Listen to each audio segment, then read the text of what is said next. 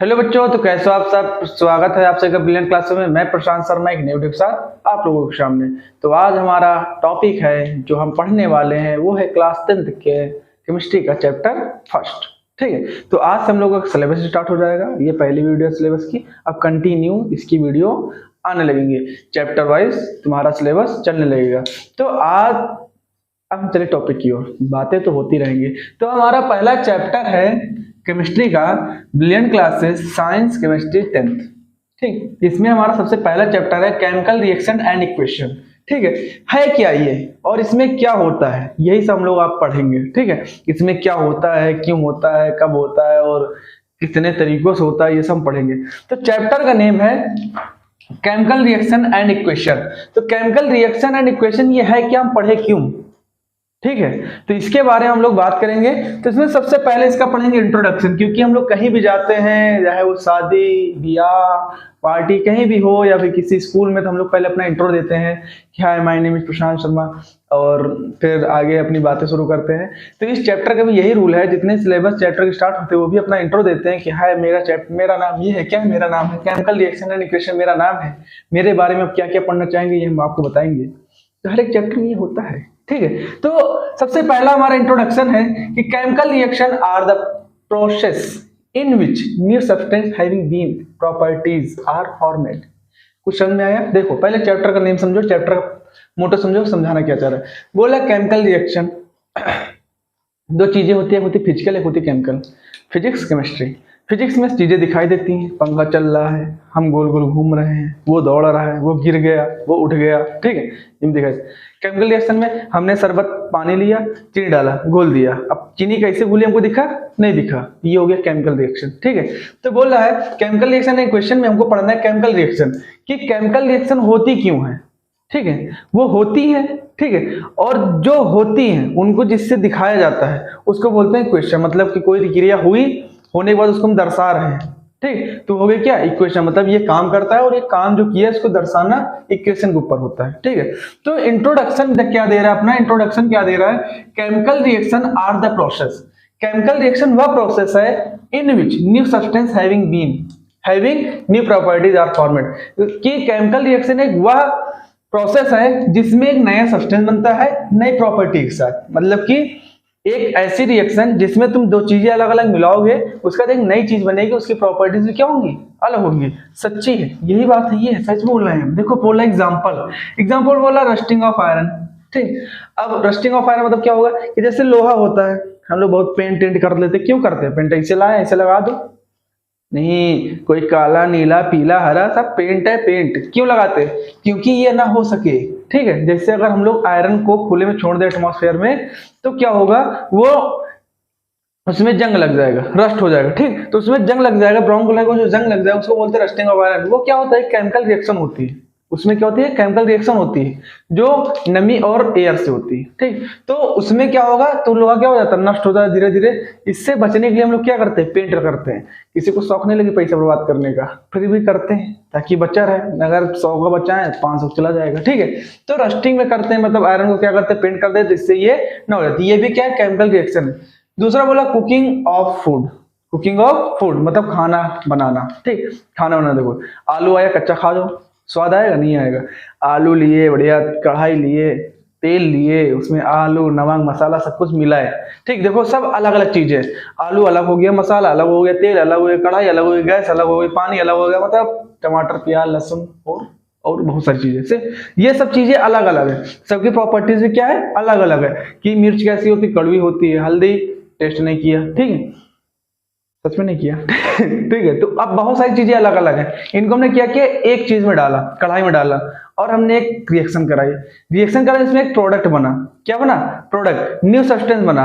अब जो new substance सब्जी बनी है उसकी प्रॉपर्टीज क्या है, अलग है, वो आलू से अलग प्रॉपर्टीज है। ठीक, सब मिक्स होके। तो इंट्रोडक्शन यही बोल रहा है कि जब बहुत सारी चीजें लेंगे, चीजों को लेने के बाद हम रिएक्शन कराएंगे, रिएक्शन करा जो नया मिलेगा वो क्या होगा, हमारा न्यू सब्सटेंस होगा, और वही हमारा क्या होगा, केमिकल इक्वेशन एंड रिएक्शन होगी। अब रिएक्शन हुई, ठीक, हमने रिएक्शन कराया, आलू को पानी में डाल, मतलब आलू को उबाल लिया, फिर कढ़ाई में डाला, छौंक दिए, सब हमने किया। ठीक, तो ये हो गई केमिकल रिएक्शन। पर इसको अगर हम दिखाएं कि पहले हम आलू लिए फिर उसमें मतलब सब चीज को क्या कर ले, नोट कर ले, नोट करने के बाद दिखाएं तो वो क्या हो जाएगी, इक्वेशन हो जाएगी। ठीक है, तो इंट्रोडक्शन बोल रहा है कि कोई भी ये जो केमिकल रिएक्शन है क्या एक प्रोसेस है जिसमें नया सब्सटेंस बनता है नई प्रॉपर्टी के साथ, सिंपल सी डिफिनेशन है। ठीक है, इसके बाद और आगे चलते हैं। अब बोला है, अब ये भी जान गया क्यों होता है, क्या है नया नया। ठीक, इसके बाद अब बोला केमिकल इक्वेशन क्या है।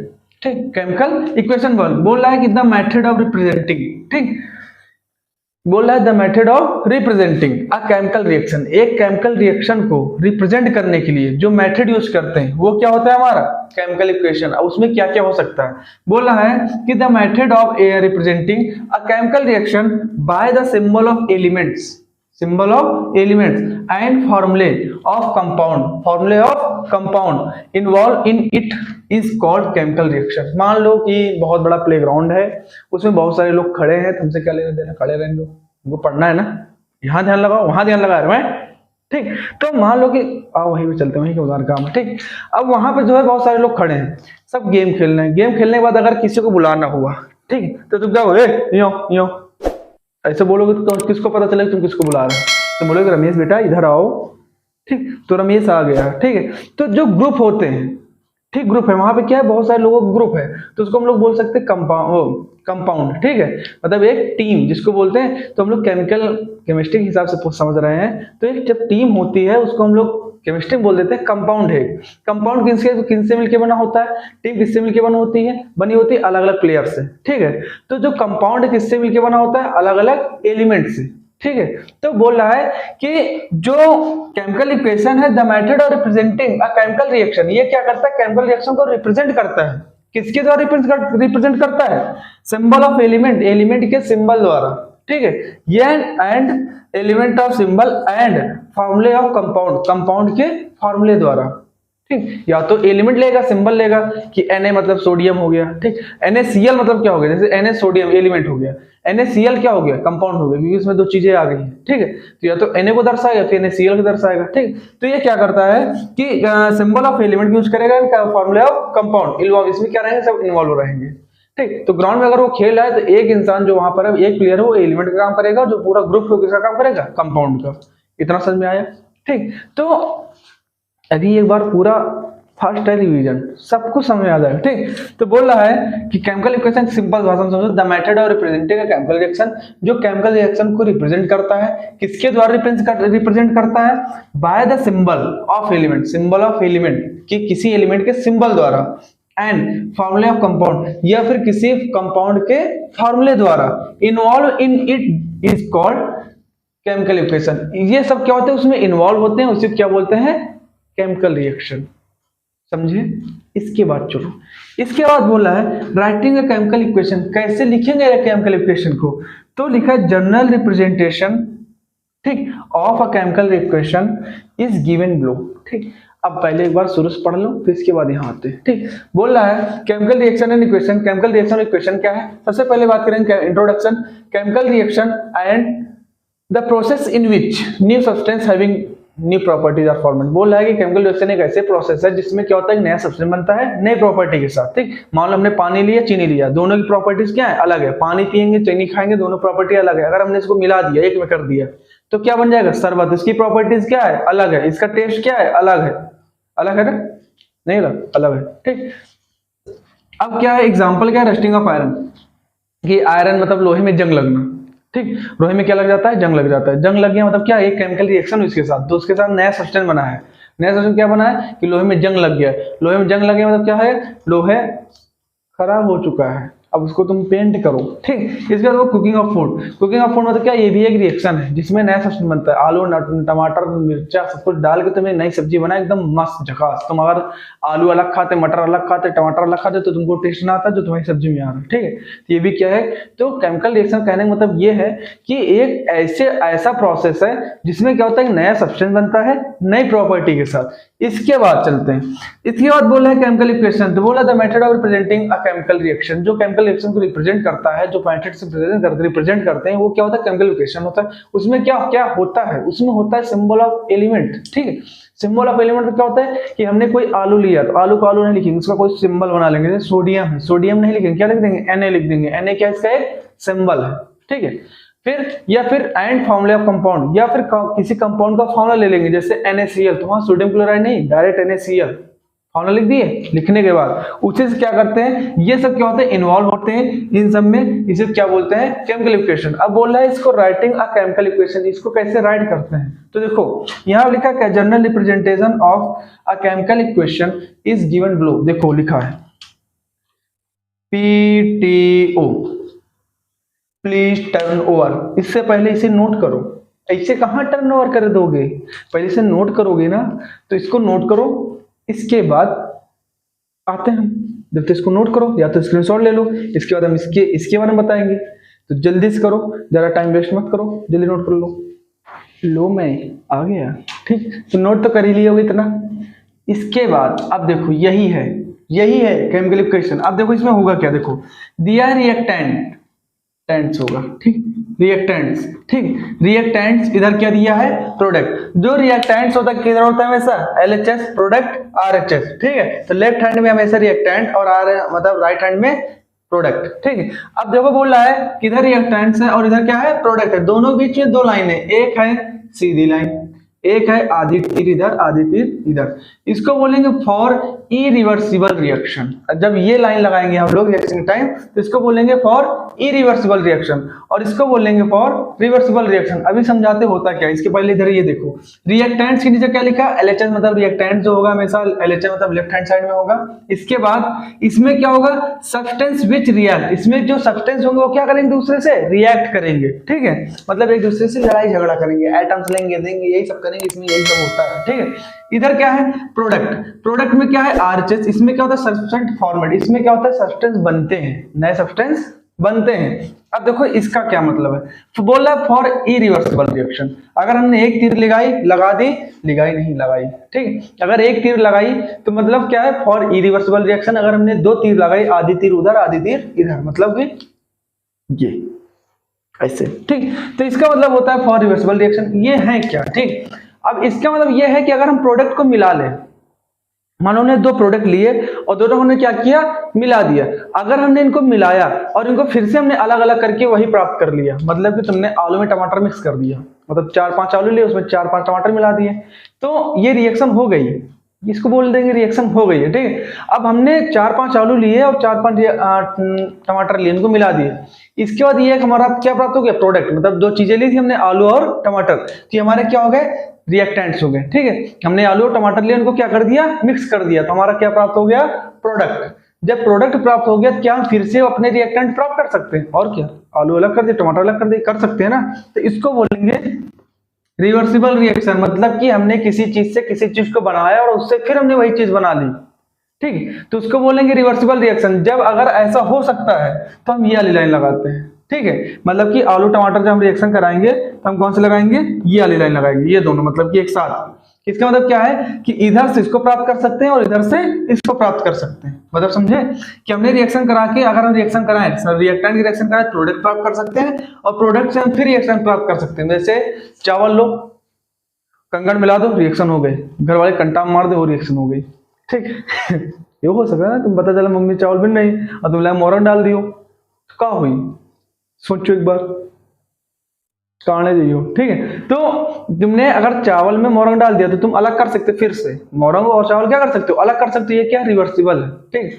अगर ऐसी चीजें कर दो जो दोबारा अलग हो ही ना, उसको बोल देंगे क्या, इरिवर्सिबल रिएक्शन। मतलब कि जैसे तुमने चीनी लिया और पानी लिया, एक में घोल दिया, अब क्या तुम पहले जो तुमने शरबत बना दिया, इससे तुम चीनी वापस कर सकते हो, चीनी और पानी अलग अलग कर सकते हो, अब नहीं कर सकते। तो इस रिएक्शन क्या बोलते हैं, इरिवर्सिबल रिएक्शन। जब ऐसी रिएक्शन हुई जिसमें सिर्फ रिएक्टेंट से प्रोडक्ट प्राप्त कर सकते हैं पर प्रोडक्ट से रिएक्टेंट नहीं प्राप्त कर सकते, तो इसको बोलेंगे इरिवर्सिबल रिएक्शन। मतलब कि जैसे तुम बोले चाय बना दो, ठीक, चाय डाले, चीनी मतलब पानी लिए, दूध डाले, चीनी, चाय पत्ती, अदरक, सब कुछ डाल दिया। डालने के बाद क्या तुम उस चाय से सब चीजें वापस प्राप्त कर सकते हो, नहीं कर सकते ना, नहीं कर सकते तो काहे कर रहे हो, ठीक, नहीं कर सकते तो इसको क्या बोलेंगे, फॉर इरिवर्सिबल रिएक्शन। तो कैसी रिएक्शन है, इरिवर्सिबल है, मतलब वो रिवर्स नहीं होगी। रिवर्स तो क्या होता है, पीछे उत्क्रम उल्टा, ठीक है। और ये क्या होती है, रिवर्सिबल होती है, जिसमें हम लोग प्राप्त कर सकते हैं। अब देखो हमने एक एग्जांपल लिया, जैसे लिए Mg मतलब क्या होता है, मैग्नीशियम प्लस O मतलब क्या होता है, ऑक्सीजन। हमने दो चीजें ले ली, मैग्नीशियम प्लस ऑक्सीजन। वो हमेशा नहीं लेते, क्या लेते हैं, O2 लेते हैं, ठीक है, ऑक्सीजन गैस रिएक्शन होती है, ठीक। अब बोला है Mg प्लस O2, हमें क्या प्राप्त हो गया, MgO, ठीक। MgO कार्टून वाला नहीं कि हमारे जमाने में कमरा जो है बबन से भरा रहा, वो वाला नहीं, मैं बबन नहीं, इसमें ये वाला MgO, ठीक है। लो प्रोडक्ट मिट गया तुम लोग के चक्कर में, अजगुन है सही बता रहे। अब देखे हम का लाइक ना कर दियो, अब तक लाइक कर देते हो तुम, नीला बटन कर दो, ठीक। तो हमने लिया Mg प्लस O2, क्या प्राप्त हो गया, MgO मतलब कि मैग्नीशियम प्लस ऑक्सीजन। देखो ये है हमारे रिएक्टेंट, हमने दो चीजें ली, एक लिया Mg और दूसरा क्या लिया, O2। तो ये क्या हमारे रिएक्टेंट्स हैं, ये मिलके क्या बना दिए, MgO। कैसी रिएक्शन है ये, इरिवर्सिबल, मतलब कि अब जो MgO से हम इनको नहीं प्राप्त कर सकते, ठीक है। तो मैग्नीशियम था, ऑक्सीजन था, इन दोनों को हमने मिला दिया, मिलाने के बाद क्या प्राप्त हो गया, मैग्नीशियम ऑक्साइड। क्या प्राप्त हो गया, मैग्नीशियम ऑक्साइड। तो ये हमारा है, इस तरह हम लोग क्या कर सकते हैं, केमिकल इक्वेशन को शो कर सकते हैं, बता सकते हैं, ठीक है। यही हमारा क्या है, मतलब केमिकल रिएक्शन का रिप्रेजेंटेशन, ठीक। हम लोग इस तरह प्रेजेंट करते हैं, इसे को क्या बोलते हैं, केमिकल इक्वेशन। मतलब कि रिएक्टेंट्स होते हैं, दो अलग लाइनें खींच सकते हैं, एक रिवर्सिबल के लिए और इरिवर्सिबल की, ठीक है। और इधर क्या प्राप्त हो जाते हैं, प्रोडक्ट प्राप्त हो जाते हैं। इधर दो या दो से अधिक भी सब्सटेंस हो सकते हैं, ठीक है। इधर हमेशा क्या प्राप्त होगा, प्रोडक्ट प्राप्त होगा। इसमें इसकी प्रॉपर्टी अलग होगी, इसकी प्रॉपर्टी अलग होगी, दोनों अलग अलग प्रॉपर्टी मिलके एक यूनिक प्रॉपर्टी बनाएंगे जो इसमें आएंगे, ठीक है। जैसे इधर चीनी ले लिया, इधर पानी ले लिया, तो इसकी चीनी प्रॉपर्टी अलग है, पानी प्रॉपर्टी क्या है, अलग है। पर जो शरबत बनेगा उसकी प्रॉपर्टी क्या होगी, अलग होगी। तो वही होता है कि जो रिएक्टेंट से प्रोडक्ट बनता है उनकी प्रॉपर्टीज क्या होती हैं, अलग होती हैं। तो पहले इतना नोट कर लो, फिर आगे चलें। ये चैप्टर जो है जो 3 पार्ट में क्या हो जाएगा, खत्म हो जाएगा। तो दो चीजें और बच्चे उनको भी और पढ़ लो, फिर इसके बाद अगले पार्ट में तो नोट कर लो, फटाक से स्क्रीनशॉट ले लो। नोट तो कर ही लिए होगे अब, हाँ नोट कर लेते तुम लोग, बहुत चोरा है तुमसे, चोरा है ठीक है। तो अब आ गई, हमने केमिकल रिएक्शन समझ ली, केमिकल इक्वेशन समझ ली। अब होती है केमिकल इक्वेशन 2 टाइप्स की, एक होती है बैलेंस केमिकल इक्वेशन और एक होती है अनबैलेंस केमिकल इक्वेशन। तब उसके बारे में पढ़ेंगे, बैलेंस क्या अनबैलेंस क्या, इसका मतलब क्या हो गया, क्या हो गया, बताओ मुझे, बताओ ना, बताइए, चोरा है ना, ठीक है। तो इसका मतलब ये हो गया कि जैसे हम बोले Na क्या है, एटम है, ठीक है। Cl भी क्या है, एटम है। Na मतलब सोडियम हो गया, Cl मतलब क्लोरीन हो गया, सब क्या है, एटम है। तो बोल रहा है कि जितना, अब जैसे मान लो तुमसे बोले कि हम 1 किलो चीनी लिए, ठीक है, और 1 किलो चावल, दोनों को अगर मिक्स कर दिए, मिक्स करके जो प्रोडक्ट बनेगा, जैसे हमने रिएक्टेंट ले लिया 1 किलो चीनी और 1 किलो चावल, दोनों को आपस में मिक्स कर दिए, मिक्स करने के बाद जो प्रोडक्ट बनेगा, प्रोडक्ट कितना बनेगा, 2 किलो बनेगा ना, ये 1 किलो चीनी और 1 किलो चावल का, ऐसा तो होगा नहीं 4 किलो बन जाएगा। तो वही बोल रहा है कि जितना रिएक्टेंट है अगर उतना प्रोडक्ट निकला तो हो जाता है हमारा बैलेंस। और मान लो हमारे रिएक्टेंट का प्रोडक्ट ज्यादा निकल गया, रिएक्टेंट ज्यादा प्रोडक्ट कम निकल गया, तो ये क्या होता है, अनबैलेंस। इसका मतलब क्या, उसमें त्रुटि है, एरर है। तो इसी के बारे में हम लोग बात करेंगे कि बैलेंस रिएक्शन क्या होती है और अनबैलेंस केमिकल इक्वेशन क्या होती है, ठीक, रिएक्शन इक्वेशन। तो पहला बोला है अनबैलेंस्ड केमिकल इक्वेशन, ये क्या होती है, बोला है in unbalanced chemical equations number of atoms of each type, number of atoms of each type. Number of atom मतलब जो जैसे Na है या फिर Na2 है, दोनों क्या है, अलग अलग। Na मतलब 1 सोडियम हो गया, Na2 मतलब 2 सोडियम हो गए। बोला है कि number of atom of each type in reactant side, मतलब कि LHS की तरफ, जो LHS की तरफ होगा, जितने नंबर ऑफ एटम्स होंगे रिएक्टेंट के, is not equal to the number of atoms in product side, मतलब RHS। बोल रहा है कि जितने एटम्स जो है रिएक्टेंट की तरफ होंगे उतने ही एटम्स प्रोडक्ट तरफ नहीं होंगे, एक दूसरे के इक्वल नहीं होंगे। जब इक्वल नहीं होंगे तो ये क्या होंगे, अनबैलेंस्ड होंगे। इन्हें कैसा होना चाहिए था, इक्वल होना चाहिए था, कि जितना हमने रिएक्टेंट लिया है उतना ही हमारा प्रोडक्ट होना चाहिए था। नहीं तो चक्की तो आए ना, 1 किलो डाला 3 किलो बाहर, ठीक, ऐसा तो हो नहीं सकता।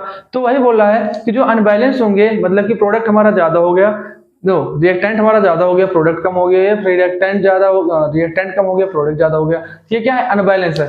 दोनों तरफ के नंबर ऑफ आइटम्स क्या होने चाहिए, इक्वल होने चाहिए। जैसे हमारा एग्जांपल ले रहे हैं, बोले हैं Mg प्लस O2, अभी पहले हम लेंगे एग्जांपल, यही एग्जांपल पढ़ा था। Mg मतलब क्या हो गया, मैग्नीशियम, O2 मतलब क्या हो गया, ऑक्सीजन। मैग्नीशियम और ऑक्सीजन क्या बना देते हैं, MgO मैग्नीशियम ऑक्साइड। क्या लिखा है उसके बगल में, अनबैलेंस्ड। क्यों, क्योंकि इधर Mg कितने हैं, एक है। एक चीज ये भी समझ लेना कि जैसे हमारा कोई भी एलिमेंट है, हमने यहाँ ले लिया कोई भी एलिमेंट, जैसे Mg ले लिया या फिर कुछ भी ले लिया, अगर इसके आगे कोई इसके पीछे जो नंबर लिखा है वो क्या होता है, वो बताता है कि Mg कितने हैं, 2 है, 3 है, या जितने दो उतने क्या है, Mg है। तो ये क्या होता है, Mg के सिर्फ बता रहा है। और ऐसे लिख दिया हमने O2, ये किसका बता रहा है, सिर्फ O का बता रहा है। पर अगर हमने ऐसे लिख दिया कि MgO, MgO मतलब क्या हो गया कि अगर हमने यहाँ नंबर लिख दिया तो इसका मतलब क्या है, 4 Mg भी है और 4 O भी है। इस पीछे वाले नंबर, जिस एलिमेंट के पीछे नंबर लिखा होता है उसका मतलब क्या होता है, वो प्रोडक्ट उतनी बार है, वो एलिमेंट उतनी बार है। पर किसी प्रोडक्ट के या फिर किसी रिएक्टेंट के आगे नंबर लिखा होता है, मतलब उसके बाद जितनी भी चीजें सब उतने नंबर की हैं। ठीक है, मान लो जैसे हमने ऐसे लिख दिया 5H2O, ठीक, 5H2O, अगर हम 5 हटा दें, ठीक है, तो H कितने यहाँ पर है, 2, ऑक्सीजन कितना है, 1। अब हम 5 ले आए तो 5 जो है H के साथ भी है और O के साथ भी है, 5 2 जा 10, तो H कितने हो गए, 10 हो गए, यहाँ 1 है तो 5 बन जा 5, 5 कितने हो गए, ऑक्सीजन हो गए। तो ये चीजें याद रखना। तो बोल रहा है Mg प्लस O2, MgO, ये क्या है, बोल रहा है अनबैलेंस्ड केमिकल इक्वेशन, ये बैलेंस नहीं है। क्यों बैलेंस नहीं है, बोला number of O atom in LHS, ठीक, जो नंबर ऑफ O एटम जितने हैं LHS में कितने हैं, 2 है, ठीक। वहीं पर जो RHS में नंबर ऑफ एटम है O का कितना है, 1 है। तो ये देखो अनबैलेंस हो गया ना, यहाँ 2 था, यहाँ कितना था, 1, अनबैलेंस हो गया। Mg देखो, Mg यहाँ भी 1 था और यहाँ भी 1 है, तो ये देखो बैलेंस है। पर O क्या हो गया, यहाँ 2 थे एटम्स और यहाँ कितना, 1 एटम्स, तो ये क्या हो गया, अनबैलेंस हो गया। तो ये चीजें याद रखना, ऐसा नहीं कि एक मिल गया सब, जितने भी रिएक्टेंट है सब मतलब जो प्रोडक्ट में सब क्या होने चाहिए, इक्वल होने चाहिए। ऐसा नहीं कि एक रिएक्टेंट ज्यादा हो गया, एक रिएक्टेंट क्या हो गया, कम। ठीक है, इसके बाद जैसे दूसरा एग्जांपल ले रहे हैं H2 और O2, H2 और O2 कि 2 हाइड्रोजन है और 2 ऑक्सीजन है, क्या बना रहे हैं, H2O। H2O मतलब क्या हो गया कि हाइड्रोजन यहाँ पे कितने हैं, 2, पर ऑक्सीजन कितना है, 1। ये भी क्या है, अनबैलेंस्ड, ये भी क्या है, अनबैलेंस्ड है। ठीक, ये भी क्या है, अनबैलेंस्ड है। इसके बाद आता है बैलेंस क्या होती है। ठीक, तो बैलेंस केमिकल इक्वेशन क्या होती है, बोला balanced chemical equation, a chemical equation, ठीक, a chemical equation having equal number of all items in the reactants. बोला है कि इक्वल नंबर में बराबर आइटम्स होते हैं, किसके, रिएक्टेंट्स के, किसके, एंड प्रोडक्ट। बोला है रिएक्टेंट्स के और प्रोडक्ट के जो नंबर ऑफ आइटम होते हैं एक दूसरे क्या होते हैं, इक्वल होते हैं। जब इक्वल होते हैं तो वो सब क्या होते हैं, बैलेंस केमिकल इक्वेशन। अब जैसे देख लो यहाँ पर ZnSO4, Zn प्लस H2SO4, 2 है, Zn प्लस H2SO4, रिएक्शन किए क्या बना लिए, ZnSO4 प्लस H2। अब यहाँ देखो Zn कितना था, 1 ही था, यहाँ भी Zn कितना है, 1 है। SO4 कितना था, 1 था, यहाँ पे कितना है, 1 है। यहाँ पे H2 कितने थे, H कितने थे, 2, और यहाँ पे कितने, 2। मतलब देखो सब इक्वल है ना। जब इक्वल है तो ये क्या होते हैं, बैलेंस होते हैं। जब इक्वल नहीं होता तो ये क्या होते हैं, अनबैलेंस होते हैं। इसी तरह हम लोग चेक कर लेते हैं, जैसे लिखा है H2Cl2, यहाँ क्या लिखा है 2HCl, यहाँ कितने H है, 2, यहाँ पे कितने H है, 2 आगे लिखा 2 के साथ, H के साथ भी और किसके साथ है, Cl के साथ भी है। यहाँ Cl कितने हैं, 2, और यहाँ भी Cl कितने हैं, 2। देखो ये भी क्या है, बैलेंस्ड है। तो ये था आज का हमारा टॉपिक, समझ में आया। इतनी चीजें तुम्हें आज पढ़नी है, इसके बाद पढ़ना है पार्ट 2 में। तो टुकुर टुकुर देखो ना, देख लियो पूरी पूरी। तो इसके बाद अब लाइक करो, कर दो, अरे कर दे भगवान। इसके बाद दोस्तों के साथ शेयर करो कि वो भी पढ़ लें। इसके बाद अगर तुमने चल पे रहो ये, फिर ये सब्सक्राइब करके घंटी ऑल पे नहीं लगाई तो उसको लगा दो, क्योंकि तुम्हारी जरूरत है। तुम्हें हाई स्कूल पढ़ना है, तुम्हें 99 लाने हैं, तो इसको पढ़ना पड़ेगा ना। कैसे रहता है, अगर तुम्हें 99 लाना है मेरी जान तो पढ़ना पड़ेगा ना मेरी जान। तो ये पढ़ना पड़ेगा, समझेंगा नहीं समझेंगा। तो अगर वीडियो इन्फॉर्मेटिव लगी हो, तुम्हें समझ में आया हो तो वीडियो लाइक कर लेना, चैनल सब्सक्राइब कर लेना। कोई भी चीज की दिक्कत हो तो इंस्टाग्राम की लिंक डिस्क्रिप्शन में है, वहां पे आके मैसेज कर लेना। कोई भी चीज में अगर तुमको डाउट लग रहा हो, उसके बाद क्या, फिर लाइक शेयर सब्सक्राइब इसको याद करना, नोट कर लेना। नोट तो किए ही हो, बीच बीच में नहीं किए तो पॉज करके वीडियो स्क्रीनशॉट ले लेके नोट कर लेना, ठीक है, ताकि तुम्हारी तैयारी अच्छे से हो सके। तो तब तक के लिए नहीं, अभी तुम्हारे लिए एक सरप्राइज है। चिंता क्या करते हो चाचा, अभी एक सरप्राइज है। उसको दिए बिना हम कहाँ भेज देंगे तुमको। तो सरप्राइज के लिए तुम्हें ये नोट करना पड़ेगा, ठीक है। पहले इसको नोट करो, फिर बस 2-3 मिनट चाहिए मुझे, उसके बाद तुम्हारी क्लास खत्म। पहले इतना नोट कर लो, इसके बाद बताते क्या सरप्राइज है। नोट कर लिए, कर ही लिए होगे, ठीक है। इसके बाद सरप्राइज तुम्हारा ये है कि तुम्हें ये क्वेश्चंस करके लाने हैं। क्या उंगली लटक गया क्या? लटके ना यार, सरल एकदम। देखो बोला है balance the following chemical equations. In chemical equations को तुमको क्या करना है, बैलेंस करना है। बैलेंस कैसे करोगे, तुम्हें चेक करना है कि रिएक्टेंट में कितने एटम्स हैं और प्रोडक्ट में कितने एटम्स हैं। अगर इसमें कम है, इसमें ज्यादा है, तो तुम्हें मतलब क्या करना है, मल्टीप्लाई करना है, तुम्हें बैलेंस करना है। अगर एच इधर 3 है, इधर भी 3 ही होना चाहिए, इससे ज्यादा नहीं होना चाहिए। उसके लिए तुम्हें मल्टीप्लाई जो भी करना पड़े करो, पर इसको तुम सॉल्व करो, ठीक है। तो 4 क्वेश्चन है, चारों को बैलेंस करना है, इनको नोट कर लो, ठीक है। चारों बैलेंस करना है। इनके आंसर्स जो है हम पार्ट 2 में बताएंगे, और ये भी बता देंगे कि कैसे सॉल्व करना था। अभी तो कहो हम एक डेमो दे दें, जैसे दिया देखो चेक कर लो। जैसे दिया है 2HNO3 और CaOH का होल ट्वाइस। अब बोला है CaNO3 का होल ट्वाइस प्लस H2O। बस तुम्हें देखो थोड़ा सा हिंट दे रहे हैं, सॉल्व तुम्हें ही करना है। अब देखो यहाँ NO3 कितने हैं, कितने NO3 है, देखो NO3 कितने हैं, 2 है ना। देखो यहाँ 2 आगे लिखा, 2 H भी है और 2 NO3 भी है।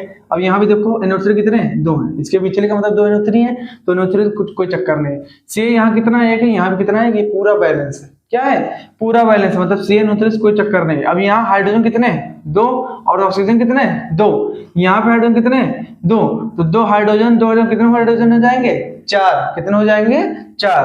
पर यहाँ पे कितने हाइड्रोजन है, 2, तो हम यहाँ 2 से क्या कर देंगे, मल्टीप्लाई, 2 2 जा 4। यहाँ ऑक्सीजन कितनी है, 2, यहाँ पे कितनी है, देखो 2, बैलेंस हो गई बैलेंस रिएक्शन, लिख दोगे बैलेंस हो गई। इस तरह करना एकदम सरल है, लल्लो है, ठीक, हलवा है एकदम हलवा।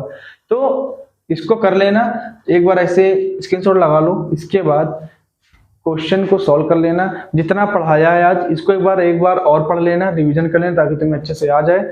इसके बाद मिलेंगे नेक्स्ट वीडियो में, तब तक के लिए लाइक शेयर सब्सक्राइब कर दो। इसका पीछा नहीं छोड़ेंगे जब तक तुम करोगे नहीं। और कमेंट में बताओ कि कैसा लगा, क्या क्या चाहिए तुमको, मतलब क्या क्या चाहिए, मतलब कि तुमको सिलेबस बताएंगे, पर तुम्हें और क्या क्या डिटेल्स चाहिए चैप्टर में, या फिर कोई डाउट हो तो कमेंट भी कर सकते हो, या फिर इंस्टा पे जाके तुम मैसेज करके बता सकते हो, ठीक है। तो वीडियो लाइक कर देना, शेयर कर देना, सब्सक्राइब कर लेना। तब तक के लिए क्वेश्चन लगाओ, बाय नहीं, तब तक के लिए क्वेश्चन लगाओ, ठीक है। तो प्रिपरेशन अच्छी रखो, 99 का टारगेट रखो, जितना आएगा आएगा, ठीक है। तो सॉल्व कर लो। तब तक के लिए बाय, मिलेंगे नेक्स्ट वीडियो में।